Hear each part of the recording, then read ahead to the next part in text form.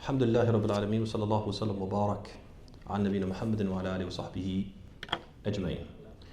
طيب, so we have about an hour and 20 minutes before Salat al-Asr, and I'm hoping that will allow us to complete the fourth item on the outline, care for your heart in Ramadan. If it doesn't allow us to complete it, we'll at least complete the first half of it, and then complete the second half after dinner, and then maybe take questions and answers. Will we reach 5 and 6?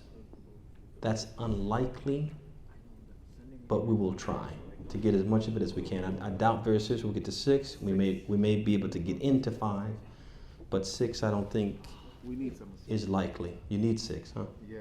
MashaAllah. Okay. Thank you, Ali. I'll try to make it happen, and because you said we need it. Jazakallah khairah. That's true. I could do that, couldn't I? Thank you for pointing that out, Musa. طيب, so as you can see, the next item on our agenda is care for your heart in Ramadan. Ya Ikhwan, the heart is a critical organ in the body. And it's not a critical organ from the physical perspective alone. If your heart stops, obviously, life stops, doesn't it? So that's obvious. But we have to understand that this organ does not just provide the body with physical life. It's not a key source in the physical life of the body, but it's also a key source in the spiritual life of the human being. And is the heart, okay, and Allah subhanahu wa ta'ala, He talks about this, or actually the Prophet ﷺ talked about the critical nature of the heart in the hadith of Nu'man ibn Bashir, Khatib al-Bukhari al-Muslim, in which he said, sallallahu alayhi wa ala alihi wa sahbihi sallam, ala fil jasad mudghah, idha salahat salaha al-jasad kullu, wa idha fasadat fasada al-jasad kullu, ala wa hiya al-qalb. He said, is there not? Certainly there is a lump of flesh in the body. If it is sound and upright, the whole body will be sound and upright. And if it is corrupt, if it is ill, if it is foul, the whole body will be corrupt, ill, and foul. Certainly that lump of flesh is the heart. Abu Hurairah, commenting on this statement of the Prophet, he said, القلب هو الملك والأعضاء جنوده فإذا طاب الملك طابت جنوده وإذا خبث الملك خبثت جنوده. He said, the heart is the king and the body is its obedient soldiers. If the king is upright, then the body, the soldiers, will be upright. They'll do good things. And if the king is corrupt, the body, the soldiers, will be corrupt. And so this goes to show you that there is a talazum, there is an inseparable connection between the heart, its condition, and the condition of what? The limbs. And so whatever we do outwardly is a direct reflection on what? On who we are internally and the condition of our heart. No one can say, I don't pray, I don't fast, I have a girlfriend, I drink wine, I lie, I cheat, I steal. But what? My qalb, my heart, is abyad tahir. It's white and pure. Nobody can say that. Because as the heart goes, so go the limbs. And you're only as good on the outside as you are on the inside. And so it's critical for the Muslim to first understand this and then do what? And then act accordingly. Take the required action. Give attention to what the condition of his heart, and also be in tune with what? With his reality and what that reality indicates about his heart. He has to be in tune with that. He can't be the person who says, I have a pure heart.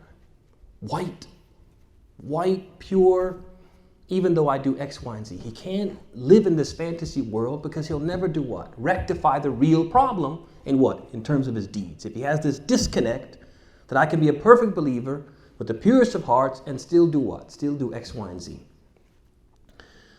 And since Ramadan is that time when the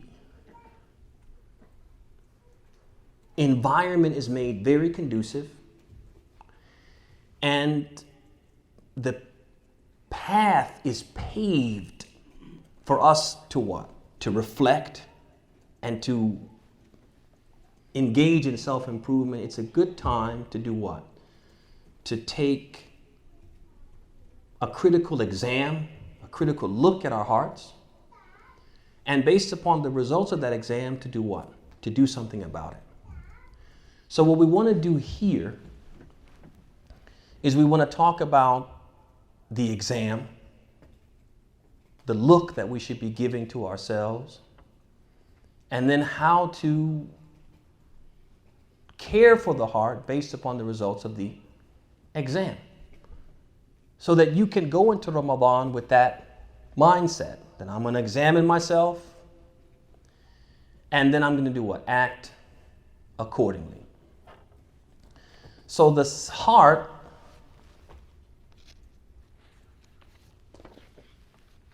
let me say a couple things before I go to the next. The first thing I want to say is, what is the heart? Because Allah subhanahu wa ta'ala talks a lot about the heart, and He talks about it as if it is the thing that we really use to see, right?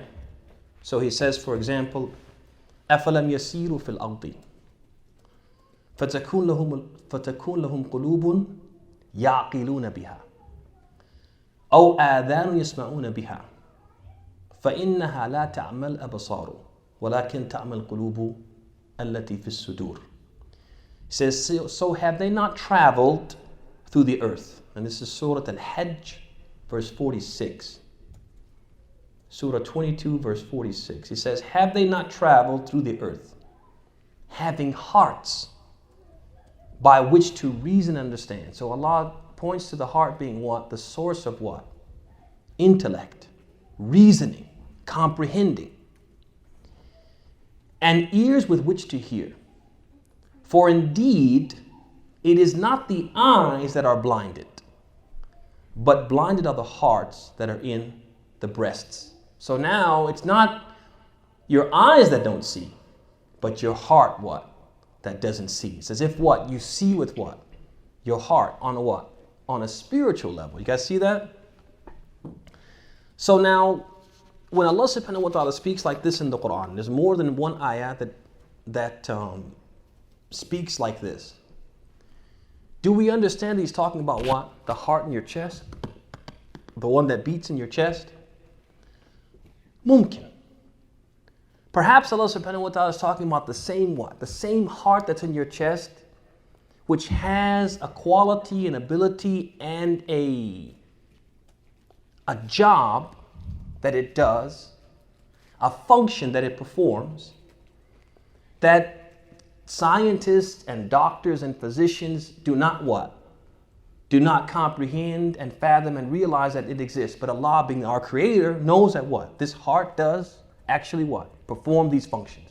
And maybe they'll discover it what? Years down the road and confirm what Allah is already telling us in the Quran. It may happen. Or it may be that Allah is talking about what? Something else in the body and using the same word that He uses for what? This actual qalb that does what? Pumps blood. Lakin al-muhim, whether it's this or that, we know that what? This qalb is what? Very important. Because we comprehend via this qalb. So we won't be able to comprehend His knowledge, understand His guidance, and apply it unless what? The qalb is what? Is right. We also see on a spiritual level with this qalb, and so our vision may become blurred and we won't be able to recognize truth from falsehood if what? If this heart isn't right. And that's why Ibn Taymiyyah, it doesn't matter how what?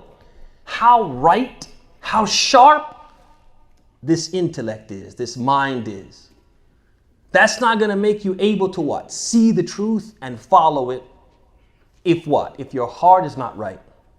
And that's why Ibn Taymiyyah said about Mu'tazila, this deviant group, which developed all of these new concepts about how to understand what they call usul ad-din, the fundamentals of religion, which means what? Theology.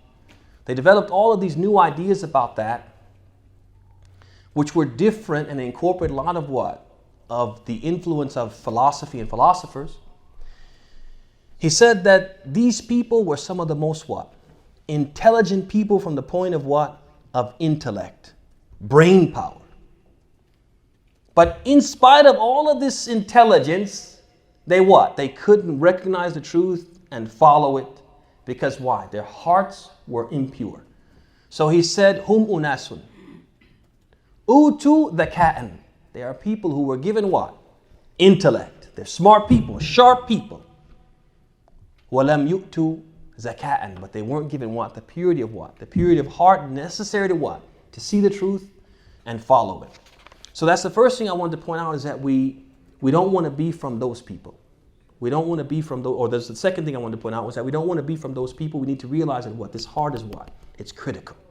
That we're not going to understand the deen and practice it correctly and believe in Allah correctly and be upright unless what? Unless our hearts are what? Are upright. As emphasized by what? The statement of the Prophet that we mentioned previously. So now you have this heart which can be what? Ill. And if it's ill, it can cause you to what?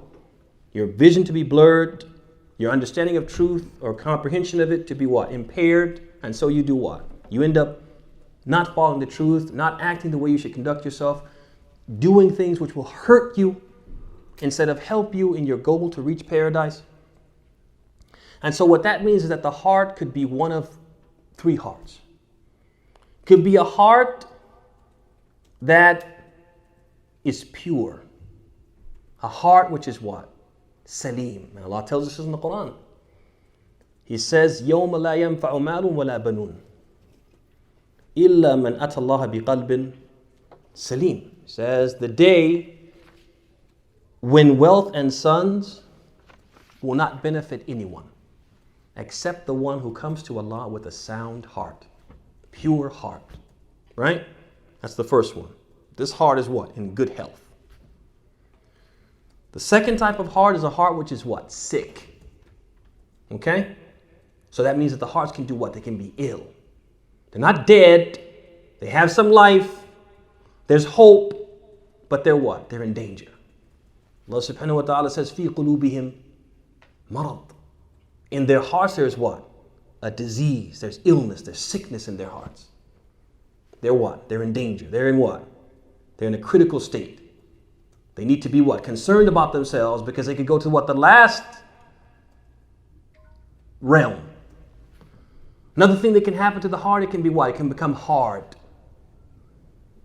When the heart is hard like a stone, it can't take benefit from what? Allah's guidance. Can't take benefit. Imagine a stone. Take some water. Pour water on it. What happens? Pushes it away. Imagine Allah's guidance is what? Is that water. And the heart, because of its hardness, does what? Pushes it away. Allah subhanahu wa ta'ala says, ثُمَّ قَسَتْ قُلُوبُهُمْ مِنْ بَعْدِ ذَلِكَ. And after that, their hearts became what? Hard. They became the people who what? Wouldn't accept, wouldn't embrace Allah's guidance. But every time the guidance came to them, it did what? It bounced off. okay, and was repelled. Wasn't absorbed by the heart. That's another what? Danger zone. Even more dangerous than what the people who what? They have sickness in their hearts. And then finally, the final danger zone is when the heart does what? It dies.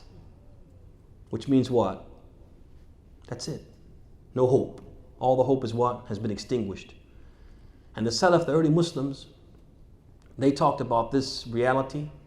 One of them being Ibn Mubarak, he said, رَأَيْتُ الذُّنُوبِ تُمِيتُ الْقُلُوبِ. I have seen sins killing hearts. Hearts can do what? They can die. So you have these different types of hearts. And the one we want to focus on is the one that most of us have, ya ikhwan. Although it's degrees, most of us have that heart. Which one do you think it is? The sick one. And it's degrees. Some of us are sicker than others, but we all have what? Sick hearts. Some of us are sicker than others, and we need to what? We need to be conscious of that fact. We have to admit it, just like the person who stands up at the AA meeting. Hi, my name is Bob Jones, and I'm an alcoholic. Right? You have to begin, the first step in curing yourself is admitting that what? I'm sick. And this is a problem with a lot of people. You say, man, you're sick. Your heart is sick. There's some disease in your heart. And they resist. They refuse to accept. And that's why they can't get better. They can't heal. They can't get better. It's a big problem with a lot of people who are quote unquote religious. They're too self-righteous. They're too self-righteous. There's nothing wrong with them. There's something wrong with everyone else, but there's nothing wrong with them. You can't admit you're sick, you're never going to get better. I'm sick, and I need to get better. You have to admit that. Then you have to do what? You have to take a conscious and sincere look at yourself. This is who I am, and this is what I do. That goes against the deen. Okay? Some people have vices. You have to what? Admit that these are vices. Some people, they have issues with their character. Some people, they have problems with keeping their promises. They have problems with the rights of others. Some people just, it's part of who they are that they usurp the rights of others and they don't feel anything. You guys know it's like sociopaths. There's a lot of people who are sociopaths and they don't even realize it. They don't even realize that they just run roughshod over the rights of others and they don't feel anything. Like a person, for example, who he's married. He has a wife and his obligation is to what? To provide for her. Allah subhanahu wa ta'ala says, Ar-rijal qawwamun ala nisa. Men are the what? The maintainers of women. His obligation is to what? Maintain her. But he, for whatever reason, is one of those people who, I never give anybody their right. And I always have an excuse why they're not entitled to whatever they have claim to. And I'm not going to give it to them. And I have a bunch of excuses for that. So he doesn't provide. Not for her, not for his children. And he provides, but it's very what? It's lacking in terms of what their needs are. So he forces the woman to maybe what? Work. So maybe he's giving her, to run the household, he's giving her, let's say, $1,000, let's say. And that's half of what they need to run the household in terms of what? Paying the utilities, getting food and drink, clothing the children, those types of things. So he's lacking.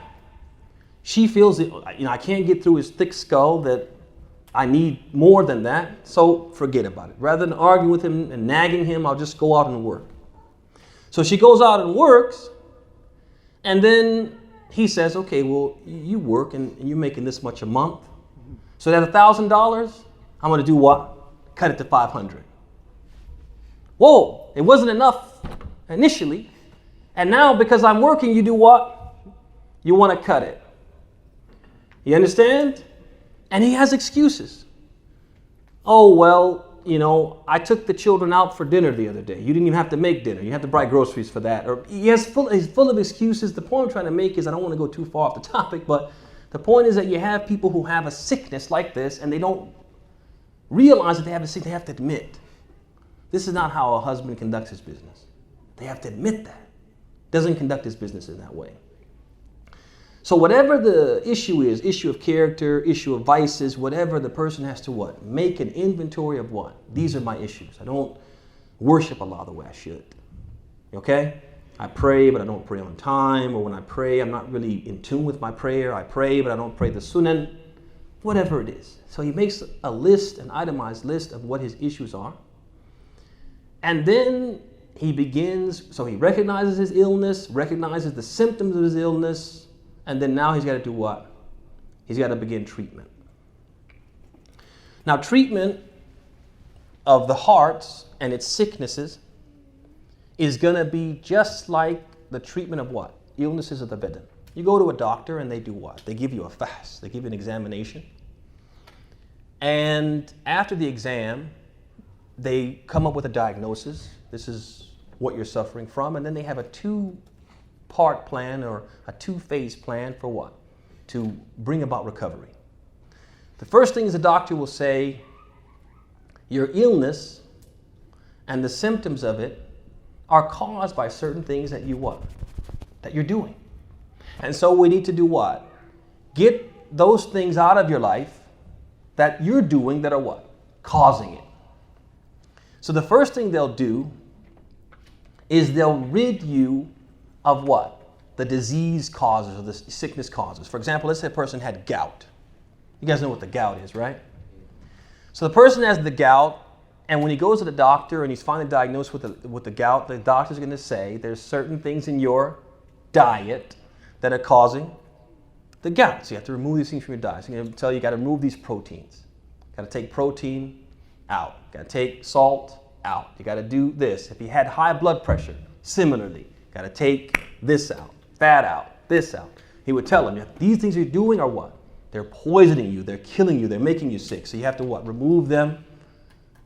Then after that, the doctor's going to say, phase 2 is I'm going to give you what? An exercise regimen. I'm going to give you a diet. I'm going to give you a prescription to do what? To treat the illness and the symptoms. 2 parts. You guys see that? Same thing with the heart. The heart has what? Disease causers. Things that we do that make it sick. Like we're consuming what? Poison that's killing us slowly. Killing the heart slowly. Same time, the heart has what? Has certain things that when you take it, it's like what? Medicine. It cures the heart. It treats the heart and makes it what? Makes it better. So our approach to the heart has to be what? The 2-phase approach. Get rid of what's causing the sickness and do what? Incorporate what? The treatment and the cure. Start taking the cure. And the result will be what? That first category of heart, the qalb as-salim, that pure heart that we all what? Target and covet. You guys got it? So with that said, I want to begin first and foremost with the first phase. And then we're going to talk about how we treat those sicknesses or those disease causers. So I'm going to give you a bullet list first of some of the disease causers or diseases, sicknesses of the heart. And then we're going to come back, talk about each one in some detail. Don't want to go too much detail. I want to be as brief as possible. Not too brief, but, not over-exhaust the point because we do have some time concerns or time constraints. And then we're going to come back and talk about treatment. Make sense? So let me give you the bullets of the diseases or disease causes that we're going to talk about. The first one, al-dhunub, sins. The second one, al-jahl, ignorance. Third one, ash-shubuhat, doubts, misconceptions, erroneous interpretations of the religion. Number 4, kathratul kalam, unnecessary talking or what? Excessive talking. unnecessary talking or excessive talking.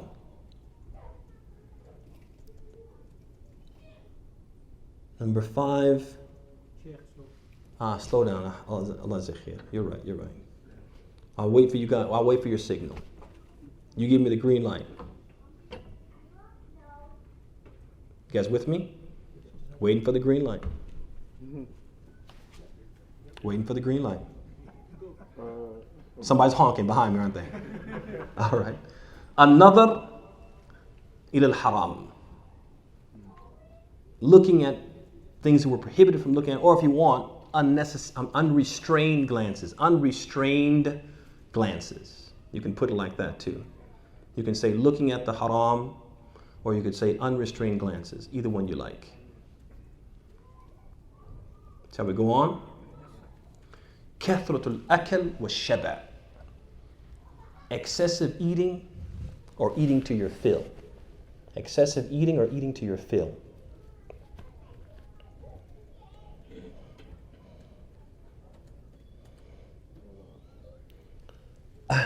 They don't like that. Somebody grumbled on that one. رفقاء السوء. رفقاء السوء. Bad company. Keeping bad company. Keeping bad company. سوء. سوء. حمزة. آخره حمزة. رفقاء السوء. رفقاء. رفقاء. with a قاف. رفقاء السوء. طيب الكبر. Pride or arrogance, if you will. Pride or arrogance.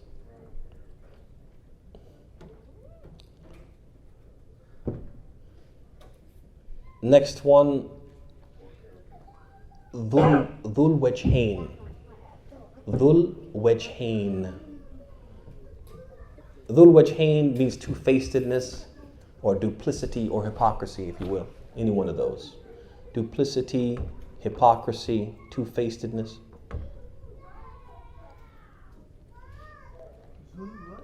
ذل بالذات الوجهين.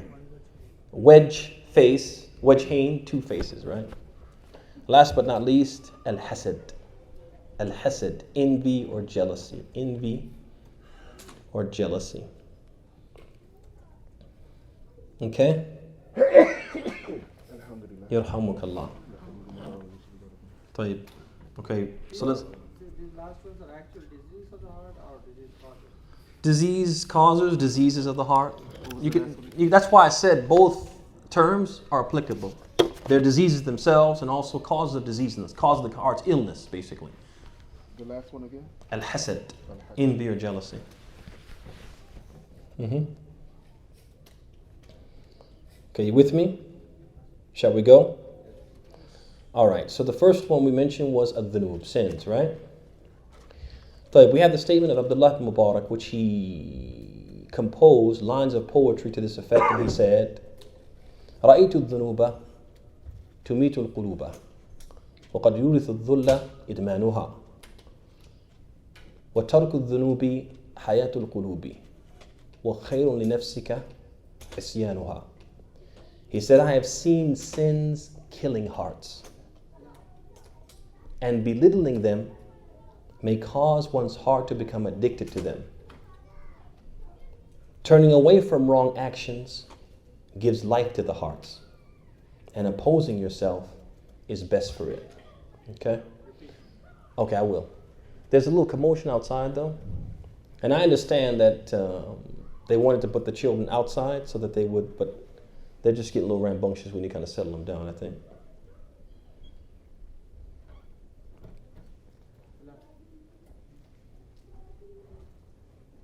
All right, so he said, I have seen sins killing hearts.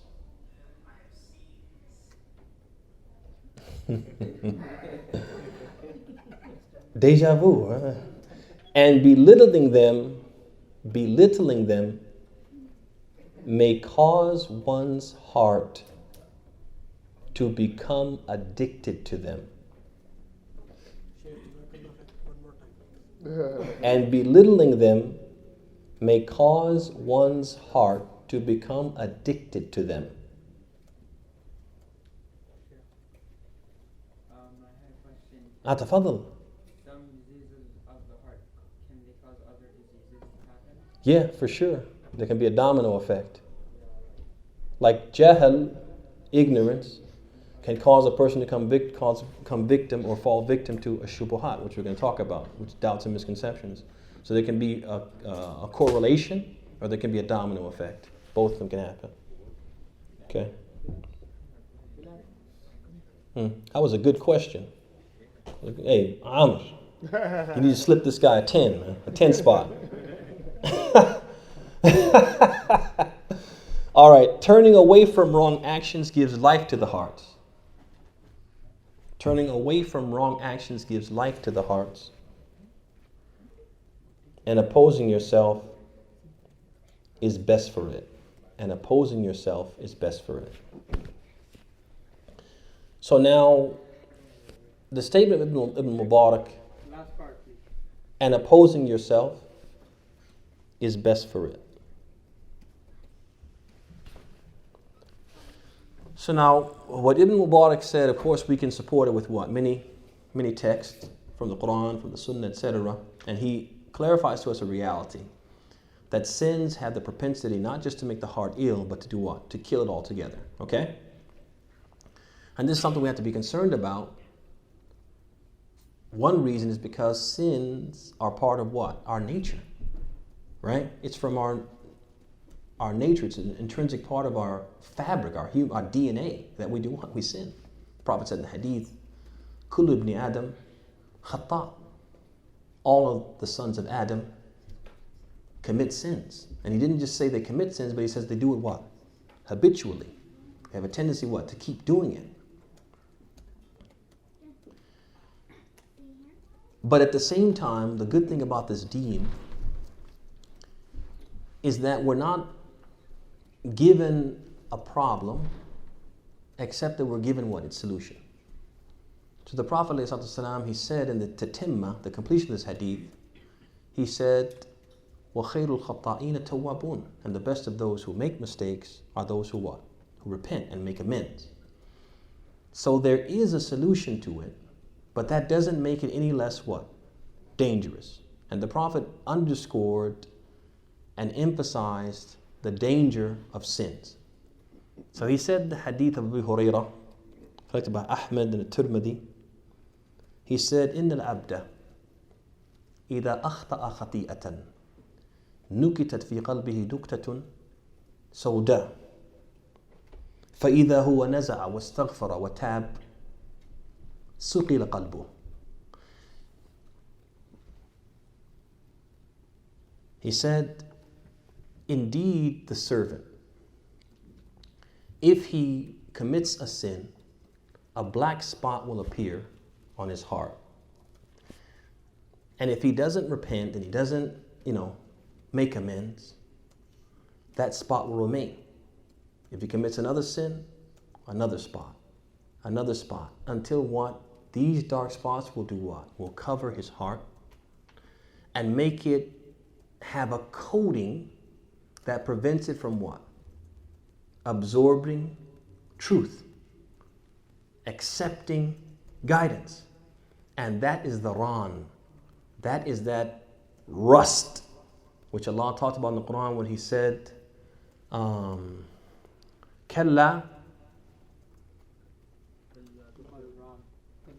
بل ران على قلوبهم ما كانوا يكسبون. Nay, there is a what? A rust or a covering over their heart because of what they used to do. From what? From sins. You guys see that? So it's a serious matter. It's dangerous to the heart, and so therefore we have to be mindful of the effect of sins. It's just like a person who what? It's a person who has like a vice like smoking. He needs to be aware what smoking is doing to him. And lots of people continue to smoke because they don't really realize the damage that they're causing themselves. That's why they have these campaigns now where they're showing you what smoking can really do.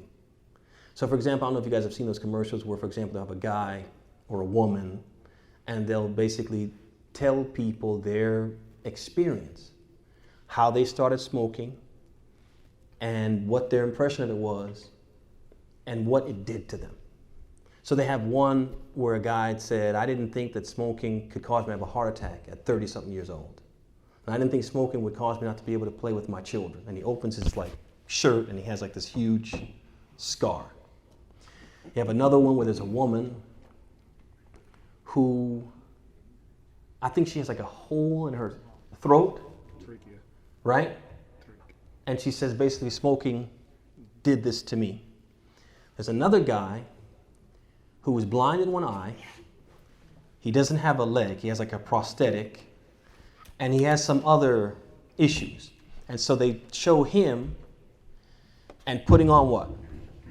Putting on the leg and doing some other things. And he's saying that, well, if you're smoking, then you need to put smoking on one side. And he starts listing your family, your health, your legs, your eyesight, your this and that on the other side. And ask yourself which one is more valuable. And then after that, it shows another caption with a black screen and says that he died shortly after making this commercial, from complications from all of his illnesses, and his age was like, something where you expect a person to what? To live much longer. And with him, you have these campaigns because a lot of people who smoke don't really know what? The danger of what smoking. The same thing is true. The person has to realize the effect of sins. He has to realize that. He has to know this, and he has to come to the reality of this before he can do what? Before he can start to what? Gradually remove these sins. And we have to keep reminding ourselves. I don't want to get too much into the cure because we're going to talk about that later, but that's one thing that he definitely has to be what? Mindful of the effect. Because a lot of people, they sin because they don't really realize what can happen. It's interesting when you got this the AA meetings, Mm-hmm. and if you look at it in a nutshell, it's what tawbah is. Mm-hmm. You have to accept, admit, Mm-hmm. accept, then you comprehend it, and then you sort of, when you do the tawbah, you start sort of taking up Getting rid of it, yeah. and then you can reconcile that with the hadith of the nukta. Yeah. When you do a sin, you get a nukta, and when you do tawbah, it Removes it. Jameel. طيب. Let's go to the next one, ya ikhwan, which is al-jahl, ignorance. And ignorance is a critical disease because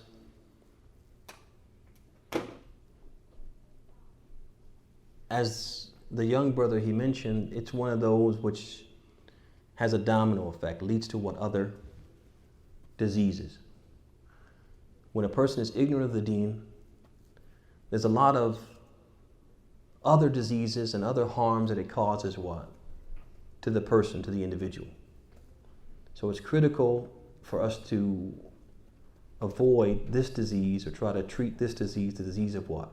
Ignorance. And the Prophet ﷺ, he wanted every Muslim to know that he or she is obligated to do what? To work in earnest to remove this disease of ignorance from themselves. And he said in the hadith of Anas, collected by Ibn Majah, طَلَبُ الْعِلْمِ فَرِيدَةٌ عَلَى كُلِّ Muslim. He said seeking knowledge is obligatory upon every Muslim. Every Muslim has to what? Seek knowledge and learn that amount of the deen which will make them a believer. Right? Make them a true Muslim. You can't just say, oh, I'm Muslim by birth. I'm Muslim by culture. I'm Muslim by virtue. It's inherent. I inherited it from my parents. No, Muslim is something that you have to what? It's an attributive title. Muslim is something you have to what? You have to have the attributes in order to what? To qualify. You guys see that? In order to have those attributes, you'd have to what? Know what they are and do what? Exemplify them. Make sense? So, you have to have this knowledge. And if you don't have this knowledge, as we said, it can lead to what? Not just the disease of ignorance and the harm that comes from it itself, but what? It can lead to other what? Other harms and other diseases. Like what? The one who's ignorant, يَضُرُّ نَفْسَهُ. He's going to hurt himself. تِلْقَائِ. Automatically, he's going to hurt himself by his ignorance. Right? And the proof for this is the hadith of the man who killed 99 people. Famous hadith. Man kills 99 people, feels remorse, wants to repent, he asks to be guided to the most knowledgeable person on the earth. And because the people don't recognize true scholarship and they get caught up in personalities and appearances, they guide him to what? A monk. And this is something, ya ikhwan, it's not something specific to what the time that the Prophet described. Something which is what is a problem all the time.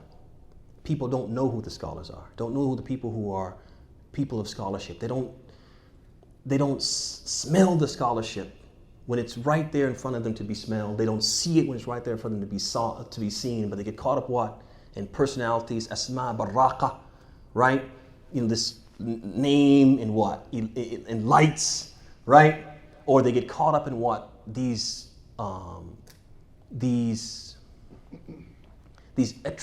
attributes that people attach to people's name that give the impression that they're what? Bigger than they really are. The noble, you know, the student of, the sheikh, the imam. They put these titles and people get caught up in that. Or they see something that to them looks like, yeah, that's what a knowledgeable person should look like in my mind, and they automatically think that they're knowledgeable. Al-Muhim, so they got him to a monk. And monks, what is a monk? A monk is الرجل العابد المتنسك الذي لا علم عنده. He's a person who is a devoted worshipper. He's dedicated his life to Allah's service, but he's not what? Knowledgeable. Or at least not knowledgeable enough to give anyone a fatwa about deen. Okay, if he's asked, he usually doesn't know. What does he rely on when he says, this is right, this is wrong? He relies on what? His passion, his zeal. But if zeal isn't bridled by knowledge, it can do what? It can cause you to go to extremes, right? So this monk, he was asked by this murderous person, he says, إِنَّ الرَّجُلَ قَتَلَ 99 نَفْسًا فَهَلْ لَهُ مِنْ تَوْبَةٍ. He said, indeed, a man has killed 99 people. Can he repent? So the monk said, La. He said, certainly not. A sinful wretch like you, there's no way I was going to forgive you for what you've done. So now this person with what? Fire in his eyes comes to you asking you this question, and he answered him based upon what? Ignorance. That wasn't knowledge. That was just what? That was zeal. That was self-righteousness. So what did the man do? He went back to what he knew and killed him. You see how his ignorance harmed him? You guys see that? See how the monk's ignorance harmed him? This is the reality of ignorance. A person who doesn't know will what? Will harm himself. Will harm himself. And that's why the poet, he said, عرفت الشر لا للشر ولكن لتواقيه ومن لم يعرف الشر وقع فيه.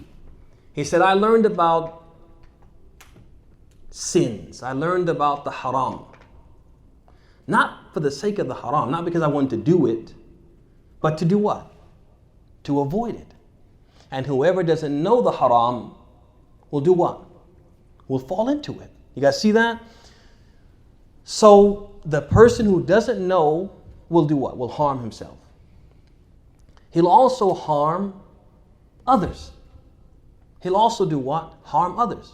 And the proof for that is the hadith of Jabir, in which he mentioned that he and some of his companions went out on a journey, an expedition.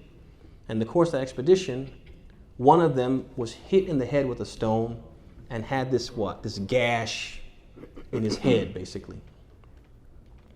And it bled profusely, but he put like a tourniquet of some sort, and he was able to do what? To stop the bleeding.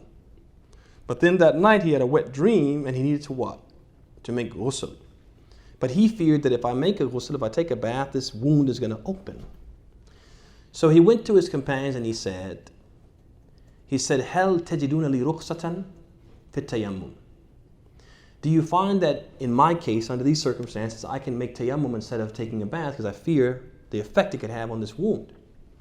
And they said, لا نجد لك رخصة وأنت تقدر على الماء. He said, we don't find a concession for you because water is available and you're able to use it. So فاغتسل فمات. He took a bath, the wound opened, it bled profusely, and he died. He bled to death. When the Prophet was informed about this, you know what he said? He said, قتلوا قتلهم الله. He said, they killed him. He made them responsible for his death. قتلهم الله. And he made dua against them. Mustajab ad-da'wah. The one who is da'wah, his supplication is answered. He said, may Allah kill them. He prayed against them. And he said, أَلَمْ يَسْأَلُوا إِذْ لَمْ يَعْلَمُوا فَإِنَّ شِفَاءُ الْعِي السُّؤَالِ. He said, why didn't they just ask if they didn't know? Because indeed the cure for ignorance is to what? To ask the knowledgeable people. So in this case, the person who didn't know didn't harm himself but harmed someone else. And this can happen too, that the one who's ignorant will speak about Allah's religion without knowledge and will misguide people. You guys see that? Another thing, that the one who's ignorant or ignorance is one of the principal causes for what? Khilaf. Differences of opinion, disputes, controversy. Something which Allah hates, doesn't like it, doesn't want it to happen. And so it's incumbent upon the believers to do what? Try to minimize it. They can't just get rid of it because Allah says it's part of His decree. He said, وَلَا يَزَالُونَ مُخْتَلِفِينَ. They will not cease to what? To differ. And the hadith, the Prophet said, مَنْ يَعِشْ إِنَّهُ مَنْ يَعِشْ مِنْكُمْ فَسَيَرَى اِخْتِلَافًا كَثِيرًا. Whoever lives long amongst you will see what? Much different. It's going to happen. It's part of Allah's decree. But the believers are supposed to do what? Minimize it. One of the way they minimize is what? By learning. As Imam Ahmad, he used to say, إِنَّمَا جَاءَ خِلَافُ مَنْ خَالَفَ لِقِلَّةِ مَعْرِفَةِ بِمَا جَاءَ عَنْ رَسُولِ اللَّهِ صَلَّى اللَّهُ عَلَيْهِ وسلم. He said, the disputing and differing of the one who disputed is seldom caused by anything other than the lack of knowledge he has, or his lack of knowledge of what the Prophet came with. And we see this all the time play out. People say, I object, that's wrong, Because what? I've never heard it before. Right? Not because it's wrong, but because I never heard it before, and their ignorance caused them to what? To object. Sometimes not just to object, to do what? To oppose, to become intolerant, and to create what? Schism. All because of what? Ignorance. Another of the domino effect caused by ignorance, it is not only just a cause for khilaf, it's also a cause for what? A principal cause for the ibtida', innovations. And we know what the Prophet said about innovations, right? Kullu bid'atin dalala. Every innovation is what? A going astray. And one of the principal causes of innovation is what? Is ignorance. As Ibn Qayyim, he used to say, وَالْأَسْبَابُ الْمَانِعَةِ Ibn Taymiyyah, he said, وَلَا تَجْدُ أَحَدًا وَقَعَ فِي بِدْعَةٍ إِلَّا لِنَقْصِ اتِّبَاعِهِ لِلسُّنَّةِ عِلْمًا وَعَمَلًا. You will not find anyone who falls into innovation except him who lacks knowledge of the sunnah or simply fails to practice it. You know the sunnah, you know what Allah said, you don't need to what? To make it up. Because it's right there, what to do. But when people don't know, they do what? They make it up. Another domino effect of ignorance is it's one of the principal what? Principal obstacles to accepting the truth. One of the things that stands in our way and blocks us from accepting it when we're ignorant. As Ibn Qayyim said, وَالْأَسْبَابُ الْمَانِعَةِ لِقَبُولِ الْحَقِّ كَثِيرَةٌ جِدًّا فَمِنْهَا الْجَهْلُ بِهِ وَهَذَا السَّبَبُ هُوَ الْغَالِبُ عَلَى أَكْثَرِ النُّفُوسِ فَإِنَّ مَنْ جَهِلَ شَيْئًا عَادَاهُ وَعَادَ أَهْلَهُ. He said the matters which prevent people from accepting the truth are very numerous, and ignorance is one of them. This obstacle is the one which affects people more than any other, because people have a tendency to hate which is foreign to them and the people who follow it. I never heard it before, it's wrong. You guys see that? It's automatically wrong. We can't, ignorance is the cause for that. Because if you're not ignorant, if you really understand, you know, first and foremost, nobody knows everything. Nobody can claim to know what? All of the deen. So the fact that I don't know something is never going to be a hujjah. You guys see, that's never going to be a proof that it's wrong because nobody knows everything. So the fact that I don't know it, that's something what? Quite plausible. That this is something from the deen which I never heard before. Finally, al-jahl is a cause for al-ghulu, extremism. And wallahi ya ikhwani, if you look at these extremists, the people who put out these videos where they behead people, where they set someone aflame and torture them to death. Wallahi, anybody who has any knowledge of Islam knows these are some of the most illiterate people when it comes to the deen. Show me an example where the Prophet burned someone to punish them for anything, where he burned them. Show me.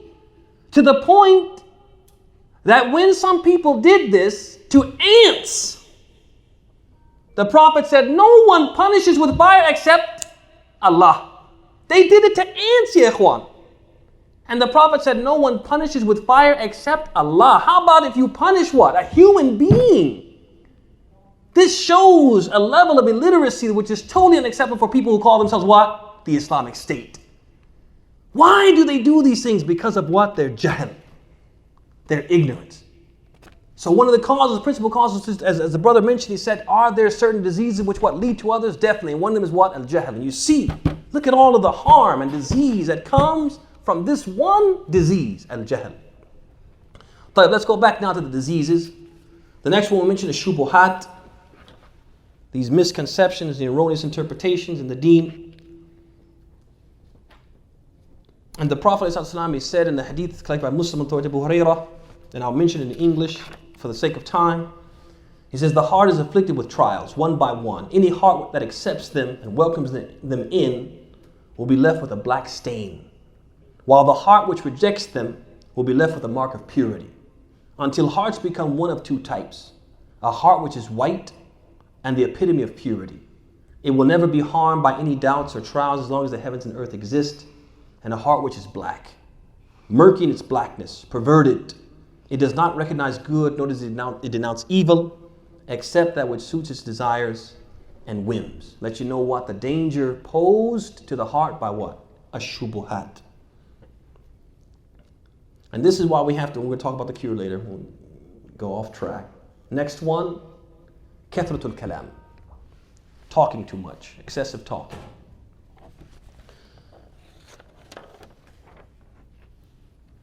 The Prophet said in the hadith,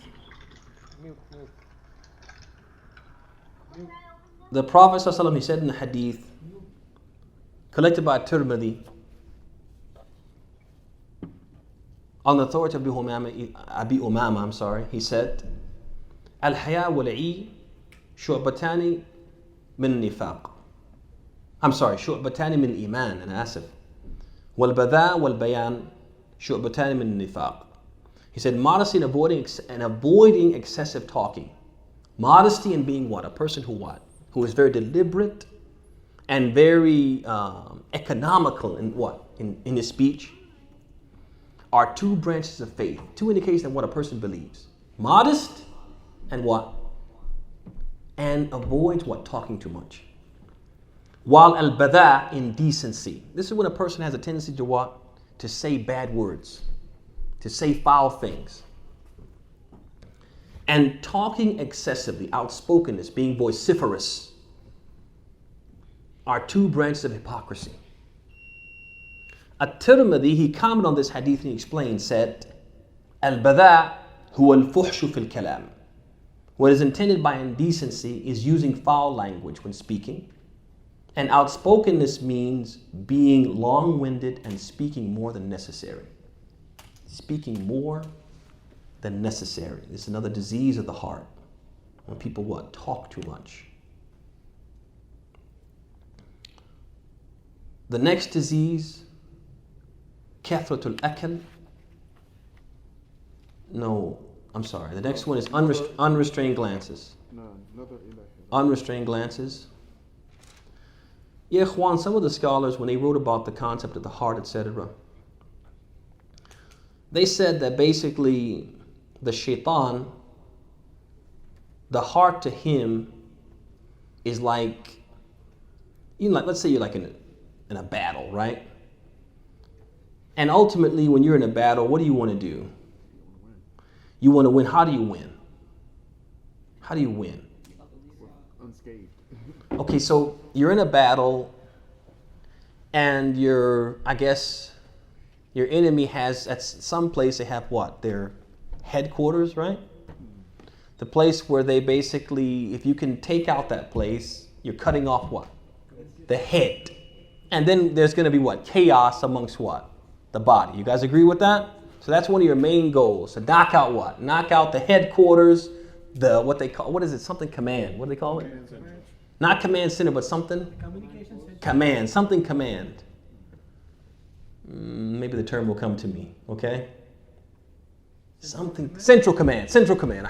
Central command, right? That's what you want to knock out, right? So, to the shaitan, what do you think will be central command? What do you think? Do you think it'll be your heart, your hand?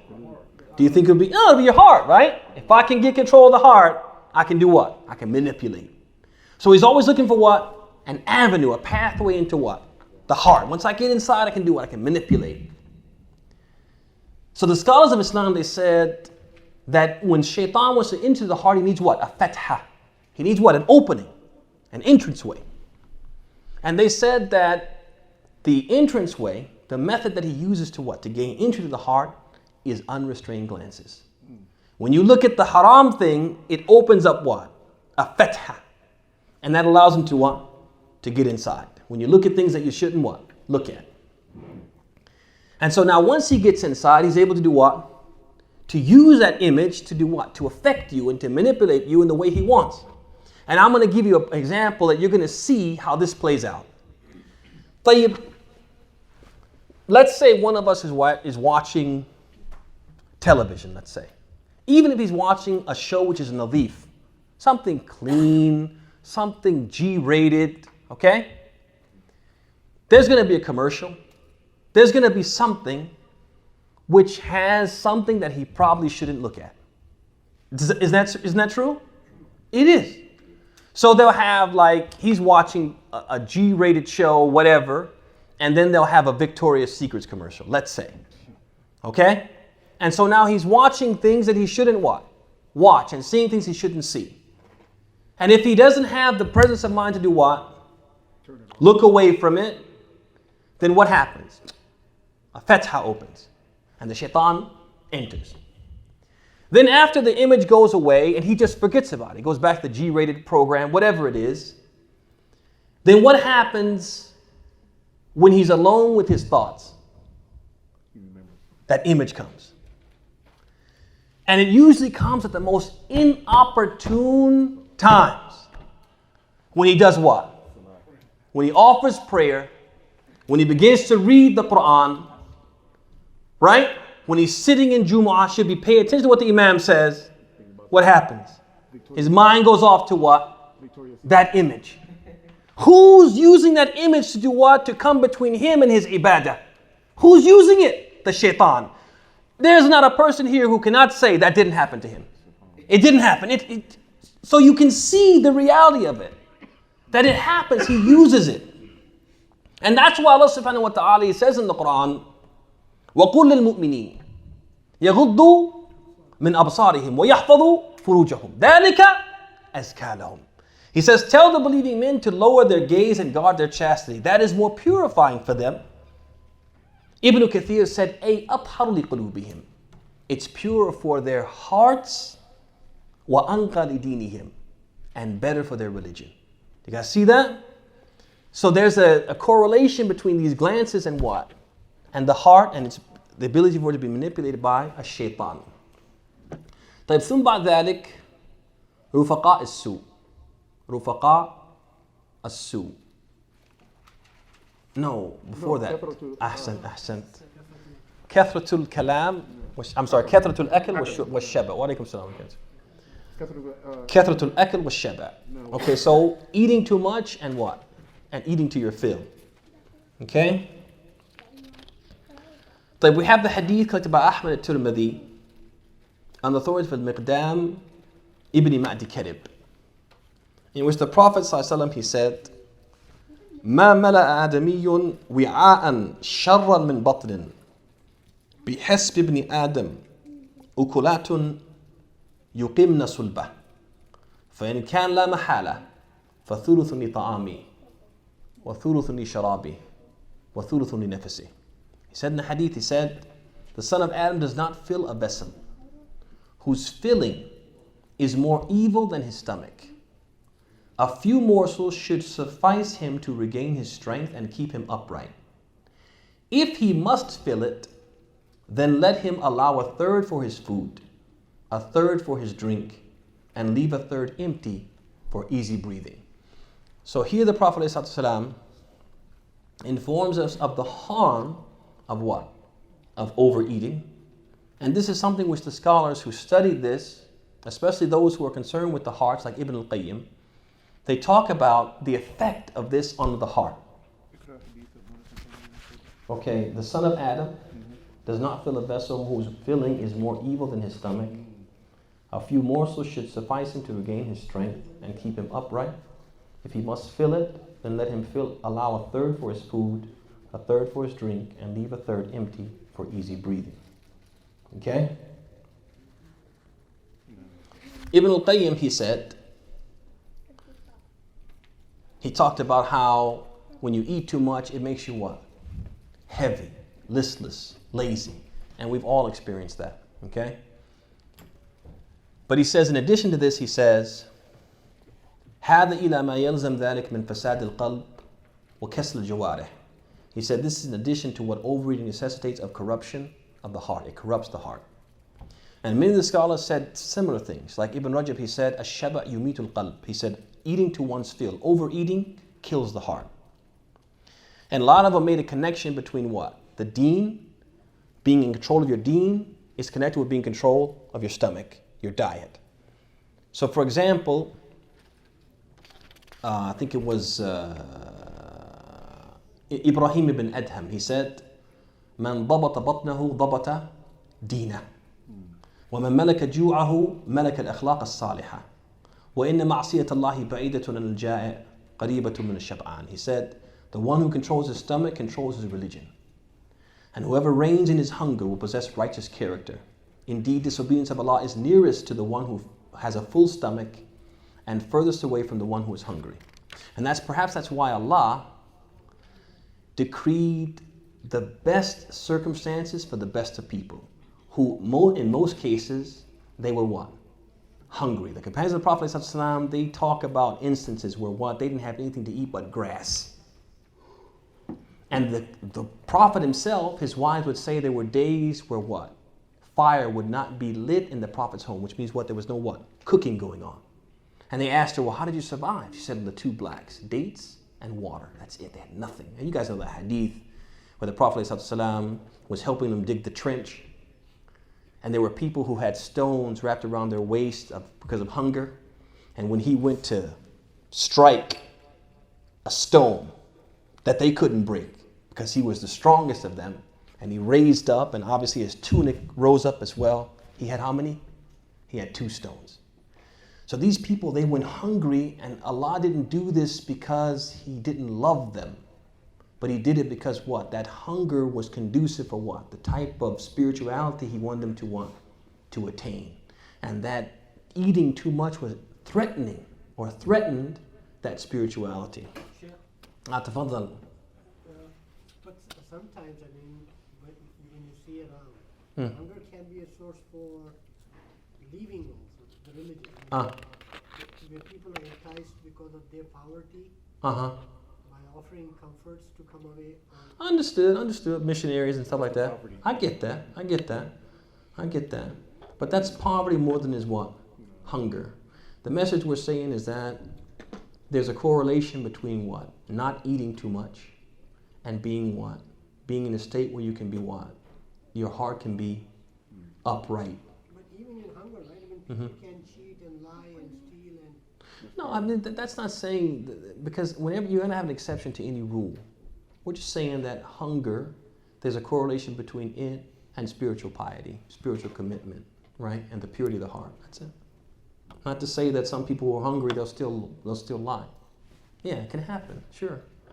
But the general rule is what? That this is a state which is conducive for what? For spiritual piety. طيب, the next one, رفقاء السوء, keeping bad company. And this is evidenced by the hadith collected by Abu Dawood and Tirmidhi on the authority of Abu Hurairah, in which the Prophet ﷺ, he said, الرجل على دين خليلي فلينظر أحدكم من يخالل. A person will follow the religion. Pay attention to this, the religion the religious path of his closest companion. So be careful with whom you take as a friend. That keeping company with people, it's not something, well, yeah, I might pick up some of their mannerisms. I might pick up what? Their style of dress. No. They can affect what? Your deen and the path that you choose in terms of what? The way you live your life and the way you worship God, etc. That's what? The greatest effect on the heart. And you have to understand that this is not just applicable to human beings that you spend time with frequently. It can even be what? Animals in your life. The Prophet said about the people who keep camels, they tend camels. He said,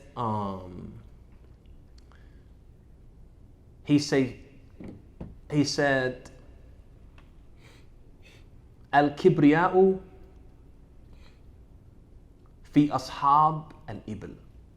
Haughtiness and arrogance. You find it in the people who tend camels. The camels rub off on them, man, because the camel is what? A proud animal. It rubs off on them. وَالسَّكِينَةُ وَالْوَقَارِ fi ashab al-ghanam. He said, but tranquility and calmness you find in the people who tend sheep. Because sheep are what? They're the calmest of animals. You guys see that? So even animals can rub off on you. So how much more what? People. And the closer the person is to you, the more likely they are to do what? To rub off on you.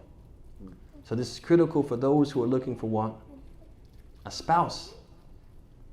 Right? Because this is the closest person to you. So you gotta pay attention to that. That the bad company you keep can do what? Can have a tremendous effect on the heart.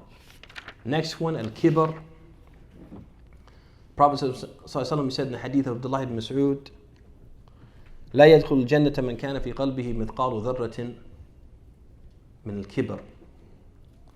فقال رجل من القوم يا رسول الله إن الرجل يحب أن يكون ثوبه حسنا ونعله حسنا يظن أن هذا كبرا. فقال صلى الله عليه وسلم إن الله جميل يحب الجمال الكبر بطل الحق وغمط الناس. So he said,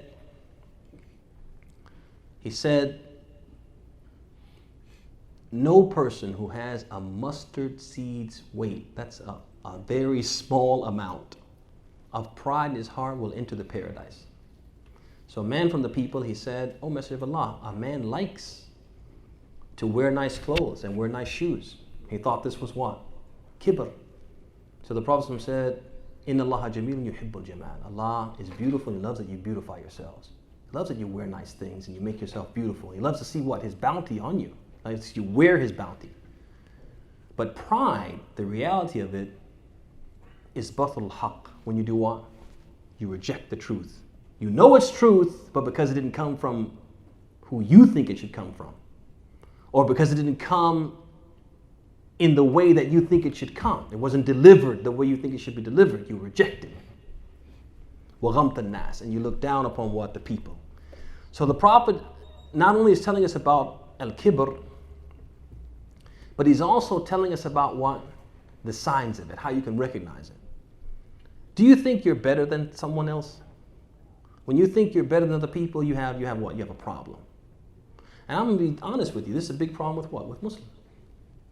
That they look at what? They look at the cover. And they judge the book by what? By the cover. They judge by skin color. They judge by ethnicity. They judge by language. They judge by the country you hail from or the village you hail from. And they never look at the content of a person's character. Okay? I'm not saying never, but seldom. It's always something outside, something external. Big problem. And it's also what? An indication that people have what? They have kibr. طيب ثم بعد ذلك we have ذو الوجهين, the person who is two-faced, he's duplicitous. Right? The Prophet ﷺ said in the hadith, تجدون شر الناس ذا الوجهين. الذي يأتي هؤلاء بوجه وهؤلاء بوجه. He said, you'll see the worst of people, the one who has two faces. Meets these people with one face, meets these people with what? A different face. Okay? ثم بعد ذلك, did we mention كثرة الضحك? Did we mention laughing too much? No. Put that in there, laughing too much. Because this is a big problem we have too. People have a tendency to what? There's nothing wrong, ya ikhwan, with jocularity. The Prophet laughed. His companions laughed. They laughed in his presence and he approved of it. But it's not good for a Muslim to be what? Someone who what? He's always laughing. Always finding things funny. There's no seriousness in him. There's just no seriousness. That's not good. That's not a quality that Muslims should have. Huh? Who? In Arabic. كثرة الضحك. كثرة الضحك. الضحك with ضاد. The Prophet said about this, he said, لا تكثر من الضحك فإن كثرة الضحك تميت القلب. He said, don't laugh too much. Because laughing too much will kill the heart. Kill the heart, ya ikhwan. And he used to say, sallallahu alaihi wasallam, he used to say, لو تعلمون ما أعلم لضحكتم قليلا ولبكيتم كثيرا. He used to say, if you knew what I knew, you would laugh little and cry much. So it's critical, ya ikhwan, for us to pay attention to what? We need to basically monitor our laughter. There's nothing wrong with laughter, especially, ya ikhwan, with your family, with your children. You don't want to be stoic around them. You want to let your guard down. You want to let your hair down. But at the same time, you don't want to be the person who all they know is jocularity. And everybody just thinks, oh, he's a big goof. That Muslim guy's a big goof. Abadan. Abadan. The Muslim has to be what? He has to be this person who earns people's respect. And people don't respect a goof. A person who just laughs all the time is never serious. ثم بعد ذلك, last but not least, al-hasad, jealousy and envy. And what is that? What is jealousy? What is the reality of jealousy and envy? Jealousy and envy means what? تمني زوال النعمة عن صاحبها سواء أكانت نعمة دين أو نعمة دنيا. So the reality of jealousy is when you see someone with a bounty and you wish that they didn't have it. You guys see that? They have a bounty and you wish that they didn't have it. Regardless of whether that bounty has relation to the dunya or the deen. You guys understand what I'm saying? So let's say a person, he had the ability to recite the Quran beautifully. And you wish he didn't have it. Not necessarily that you had it, but that he didn't have it. Or he had a great job, great home, great wife, and you wish what? He didn't have it. That's what? That's hasad. That's jealousy. And that quality is an evil quality. And it can even affect the aqeedah of the person. It can affect their aqeedah because in effect, what you're saying is what? That this is wrong. This decree of Allah is wrong. So-and-so shouldn't have what? Shouldn't have this and shouldn't have that. It's even worse if you say not only should he not have it, but I should have it. As if what? I'm awla, I'm more deserving of it than him. So these are some of the diseases of the heart, ya ikhwan, or disease causes of the heart. And we're going to talk after salat, inshallah ta'ala, after dinner, about how to treat each of these diseases. Do you guys have any questions about what we said? Or shall we close and get ready for Salat al-Asr? That hadith on the laughing, don't laugh too much because laughing will kill the heart? Or Yeah, he says, تُمِيتُ الْقَلْبِ. Laughing too much kills the heart. And that was collected by Tirmidhi and Abu Hurairah, and Al-Albani declared it sound. Al-Albani declared it sound. Are we good, ya ikhwan? No questions, no comments, no complaints, no critiques? Excessive talking, the hadith. Abshir, abshir. All right, let me see where we're at. He said modesty and avoiding excessive talking are two branches of faith. And he said indecency and outspokenness are two branches of hypocrisy. Two branches of hypocrisy. You got it, Eunice? No. Okay. Any other questions, comments, complaints, concerns? Okay, we'll break. تفضل تفضل. Quick question about the laughing part. Mm-hmm. About joking excessively. Can you comment on that? Joking excessively. Again, it goes hand in hand with laughing too much, like we said, that there's nothing wrong with a Muslim having some jocularity, having a sense of humor, especially in certain settings and with certain people. Like we said, with your family, you need to let your hair down, okay? You cannot be stoic, you cannot be stiff around your family. They need to see that side. We kind of talked about it yesterday, that sensitive side, that affectionate side. They need to see that. And the Prophet was keen. So I told him to demonstrate that with his family. And he criticized those people who what? They didn't. So if you guys remember, the Prophet, one of his children came in the presence of an Arab guy. I don't remember if that guy was from the Badia. I don't know if he was from the villagers, Al-Arab, or was he actually from civilization? Al-Muhim though, the guy was one of those people who doesn't show any emotion. So he's sitting with the Prophet, and one of the Prophet's children comes in, and he kissed his child. So the man said, "You kiss your children?" He was like surprised. "You kissed your children?" And the Prophet, he went on to say, he said, "I have 10 children, and I've never kissed a single one of them." And the Prophet said, I can't help it if mercy has been removed from your heart. The Prophet was keen to show affection to his children and also to show it in front of others so they would learn from his example. And so it's critical for the Muslim to do what? To let his hair down in front of with his family, and that includes what? A little jocularity.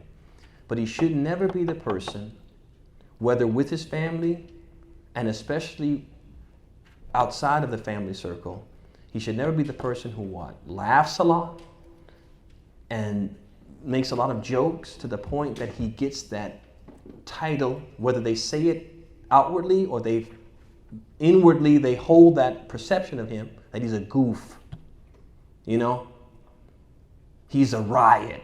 He's the life of the party. He's a big laugh. The Muslim should not be depicted or described with these types of attributes. He should be a person who has what? He has the people's what? Respect. He has their respect. And so for that reason, it's critical for the Muslim to what? To have a serious side, and that side should dominate. Does that mean he can't have a laugh with the people at work? That they say something funny and no, because then that will give the other wrong impression. That, these people, they don't have a sense of humor. These people, they're just robots with no feelings, etc. So we don't want to send that message either, but at the same time, we don't want to give the impression that we're what? We're a bunch of goofs. Does that answer it, Eunice? هذا وصلى الله وسلم وبارك على نبينا محمد وعلى آله وصحبه أجمعين.